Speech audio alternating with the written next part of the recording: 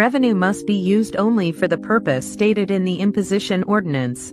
Any person violating the provisions of this section shall be subject to the penalties provided for in South Carolina Code N-12-54-240. The people of Georgetown County, South Carolina voted in 2014 to fully fund 5 projects through a capital sales tax 1 cent penny tax Before all 5 projects were fully funded, the county council decided to split up revenue that was deemed surplus despite the fact that the 5 projects were not yet completed.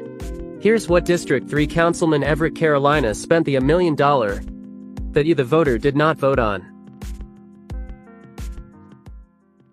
Sewer system expansion along Powell Road to Mount Zion, $284,080. Tennis courts and Santee and Sampit Parks, $334,872. HVAC system at North Santee, $18,000. Resurfacing tennis courts, $33,750. Basketball court South Island Road, $231,000. Please like and share to bring awareness. Thanks. Georgetown County Administrator Angela Christian has made the decision to not return EMS to the town of Andrews, South Carolina, despite legitimate concerns of the town's citizens about crucial delays in response times because Current of the location of 5 miles outside of the town limit. Miss Christian has never been to the town in Andrews, yet she's making crucial life and death decisions affecting the people of Andrews. Now she's being given a raise in her salary. The question is why? Everett Carolina and Raymond Newton were both useless as usual when it comes to Andrews.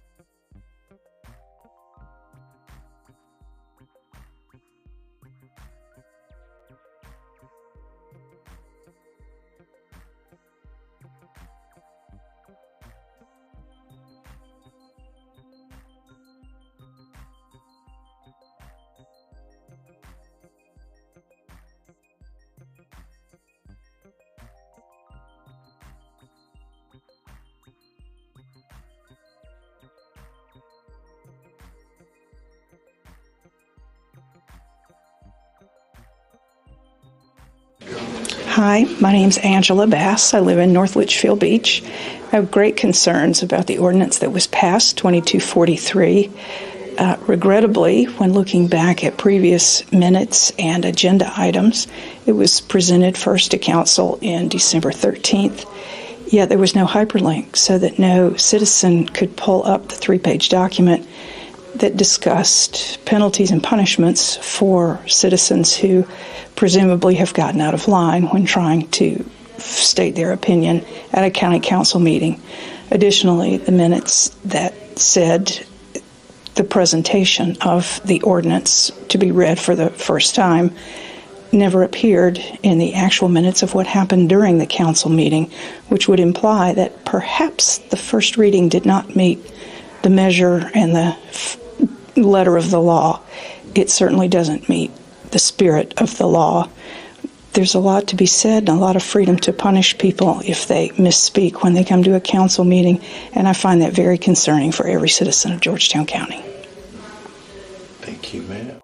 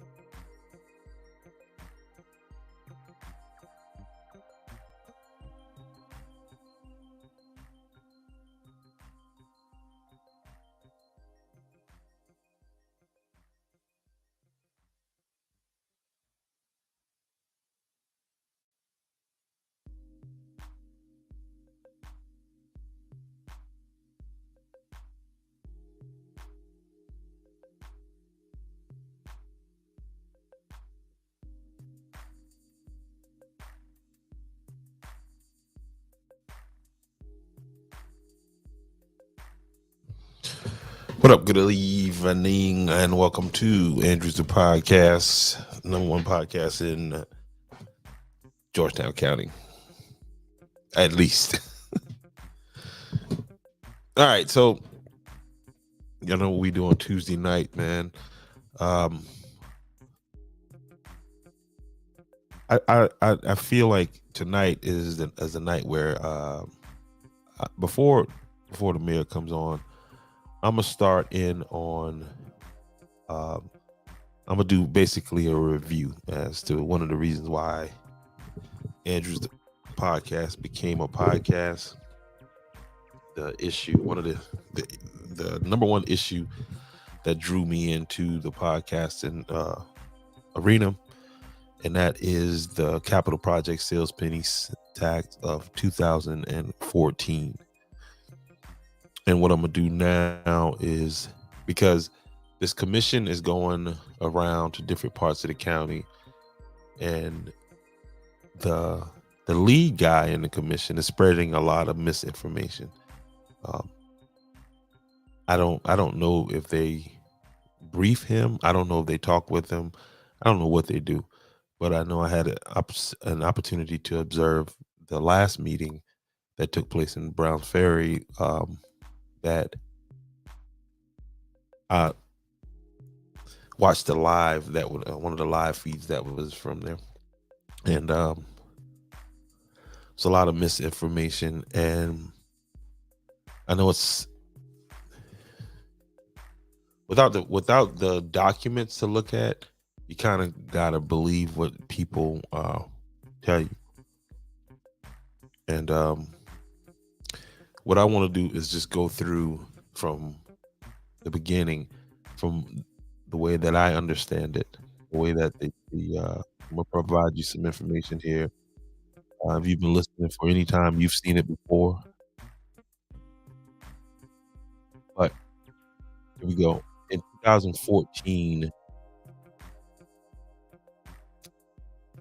leading up to 2014, it was put on the ballot for the people of Georgetown County that there were 5 projects that they wanted to complete. Okay, capital project sales tax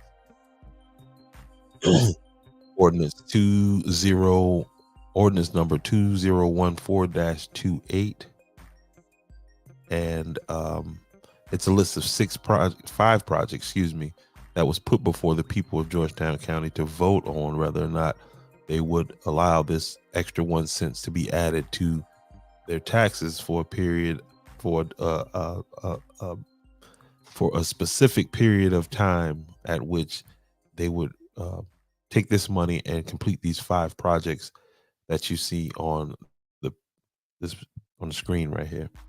The estimated maximum cost of projects was $28,212,550. And that number was drawn from what you see here on the screen. This was estimates. Okay. The actual amount that was collected through the penny sales tax over a period of 5 years was $41 million, $16 million overhead.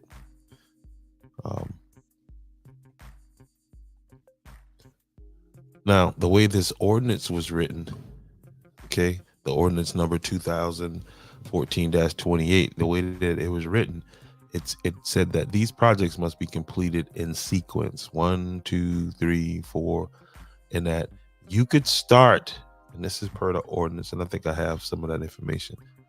You can start project 1, project 2, as long as you got enough money to finish project 1. And the way that this ordinance was written was that the money was to fully fund these projects, not partially fund.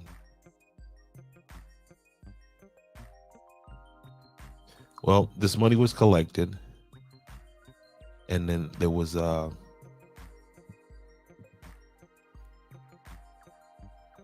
like I said, there was $16 million overhead. Well, they skipped the first project. Okay, they skipped the $6 million for the Wynyard dredging. primarily because $6 million was not even a drop in the bucket when it came to what actually needed to be done with what needed to be done, the cost, the actual cost of the work to have Winyao Bay dredged. And that $6 million, again, wasn't even a drop in the bucket. Now, from the numbers that I've heard that it actually cost to do it, this was the only project that should have been funded by the capital project sales tax, penny tax, if they if they followed the law that was written. Well, that didn't happen, and the money was distributed. The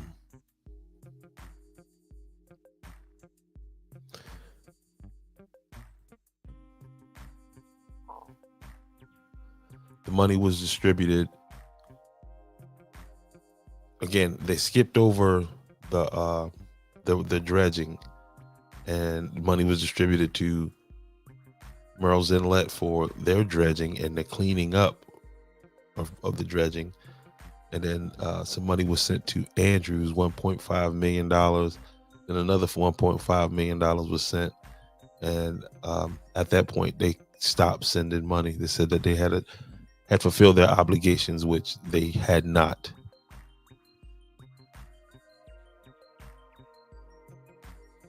Now, there's a whole bunch of stuff floating around about, whether or not the town changed its plans and all this other stuff. And none of that stuff is near being true. Okay.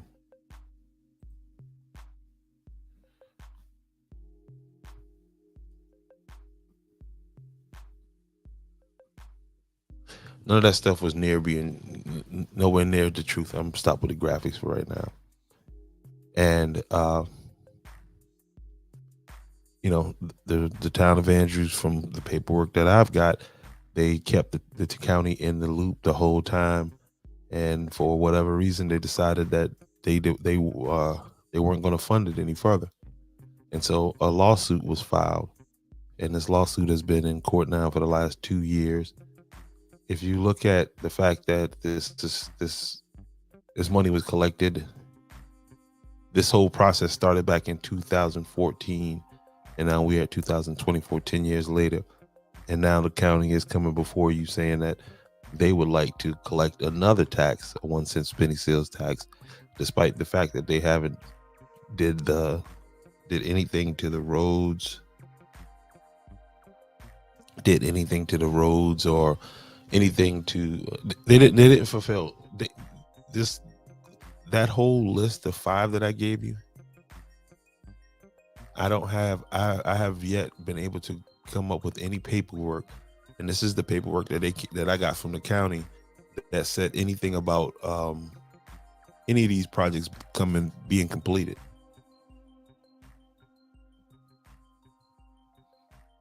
And instead of them doing the right thing with the $41 million,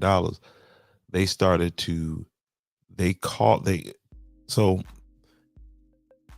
until these 5 projects were completed, there was no such word as surplus. Surplus meaning excess, more than you needed. It couldn't have been surplus if these 5 projects haven't been brought to completion, and they have not. Well, and I don't think any of the council people at the time or have taken the time, took the time to read what was actually in the ordinance. I honestly and truly don't think that they took time to read what was in the ordinance, because if they did that, this would have never happened, which is a list of, this is a total of $7 million. And this $7 million was distributed to each council member. Each council member was given $1 million. Becky with the not so good hair now, they were all given $1 million and asked to go into their districts and come back with projects from their districts. And we went through what each one of these characters did with that $1 million in their district. in their district.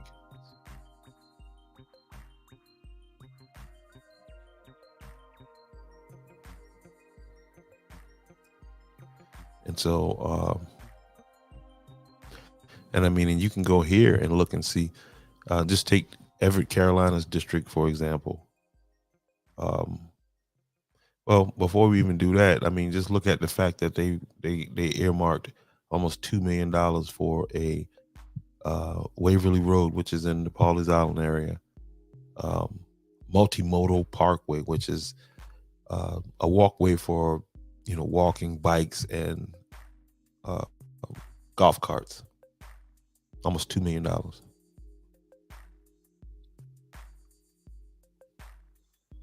$1 million, a little over $1 million was given. $1,169,425 was given to the library for improvements, and the library is a fully funded organization. The point is that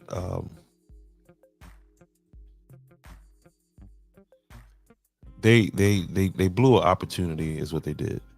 They being the council that's sitting in there right now, they blew an opportunity to do some good things with that money, do the right thing with that money. And then, because the capital project sales tax, if done properly, if done the way it's supposed to be done, is a great tool to improve a county, a town, a region.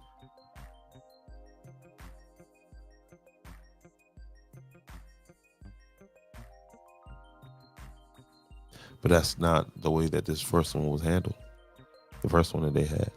And so I'm saying, how is it that, how can you vote for another one and they didn't do the right thing? Here's some of the unapproved projects funded by the 2014. This is stuff that the voters did not vote on. Okay, Horry Georgetown Tech got $1.5 million. Coastal Carolina got $200,000. The city of Georgetown Economic Development got $841,003, and that's still pending.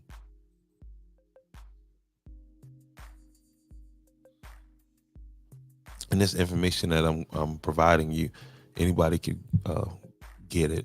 Freedom of Information Act. This is what they're going to give you.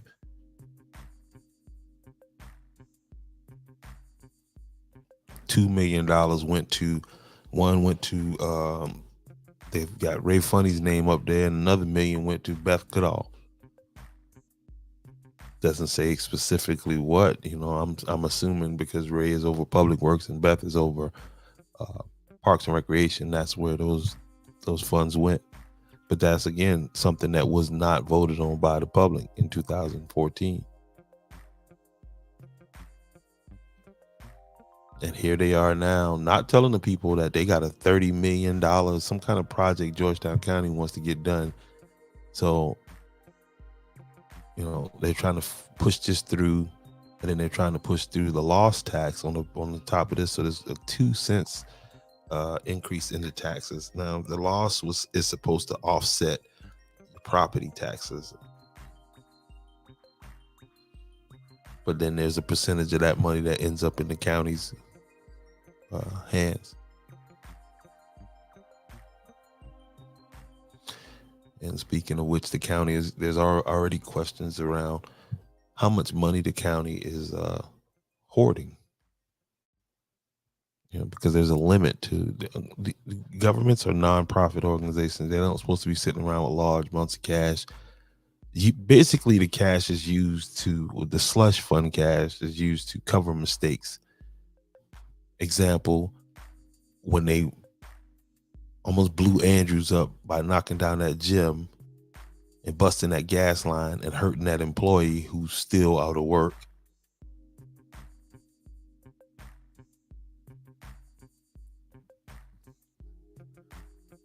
They were able to go and just grab this quick $300 and something thousand from boop, boop, and cover that up.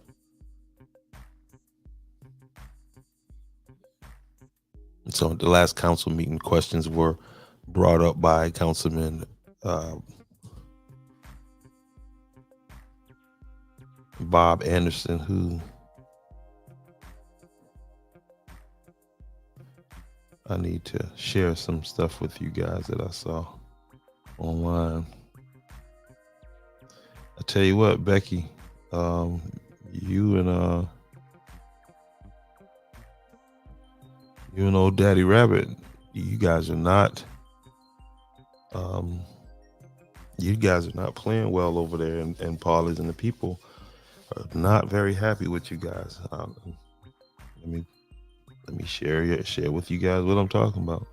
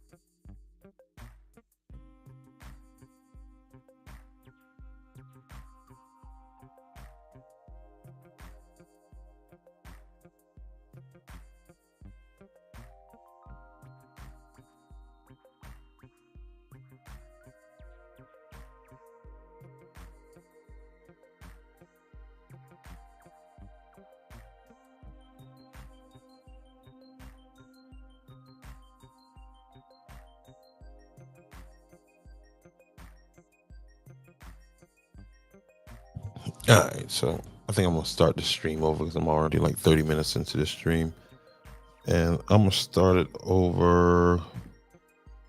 Mayor just reached out to me. He's at a conference and he is just getting finished with that conference. So I'm gonna give him a few minutes. I'm gonna stop this stream. I'm gonna create a new stream real fast, and I'll be up live with him here shortly. You don't want to miss this. Don't want to miss this stream. So let me do that in the meantime.